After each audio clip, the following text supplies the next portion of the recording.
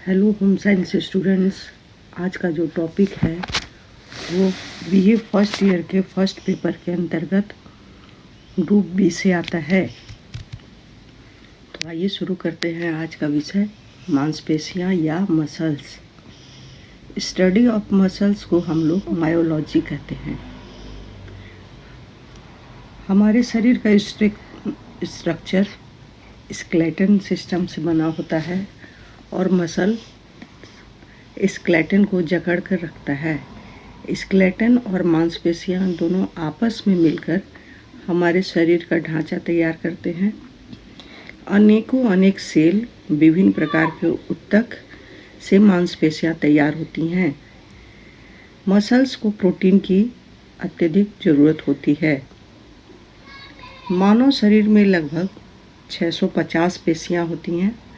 पुरुषों के शरीर के पूरे भार का लगभग 42% वजन मसल्स का होता है, जबकि स्त्रियों का 35% वजन मसल्स का होता है।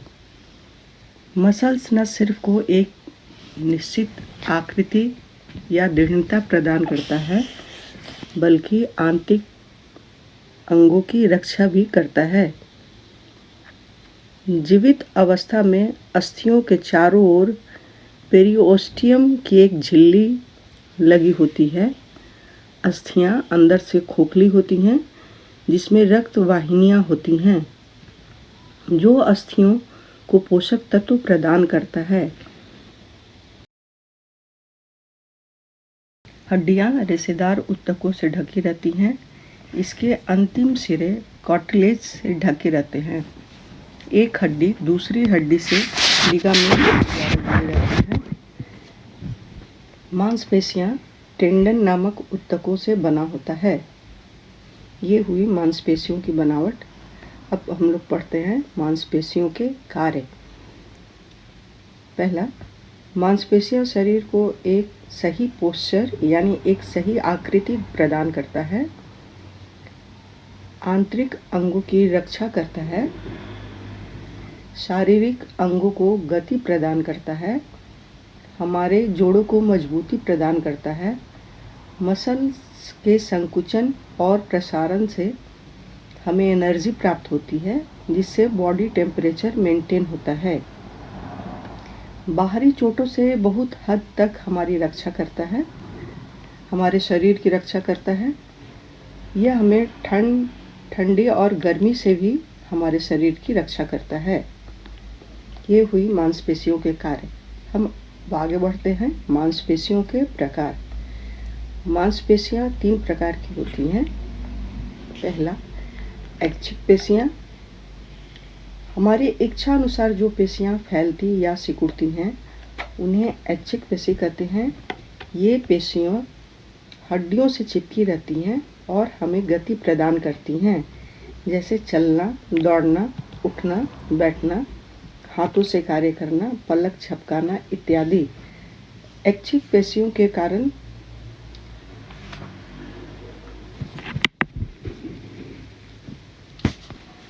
ये सारे कार्य ऐच्छिक पेशियों के कारण ही संपन्न होता है। दूसरा, अनैच्छिक पेशियां। ऐसी पेशियां स्वतः फैलती और सिकुड़ती हैं। इनके ऊपर हमारी इच्छा का कोई प्रभाव नहीं पड़ता है, जैसे पाचन क्रिया, श्वास लेने की क्रिया, गुर्दा के कार्य इत्यादि। तीसरा, हृदय पेशी या कार्डियक पेशियां।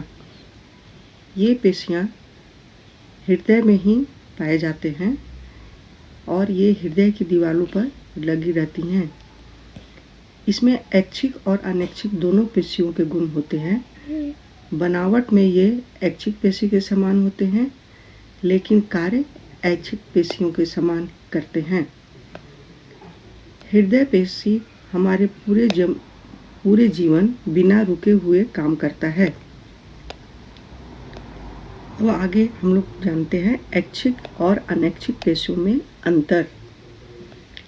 ऐच्छिक पेशी की लंबाई 2 से 4 सेंटीमीटर होती है और इनका आकार बेलनाकार यानी सिलेंड्रिकल होता है, जबकि अनैच्छिक पेशियां की लंबाई सिर्फ 0.5 मिलीमीटर होती है।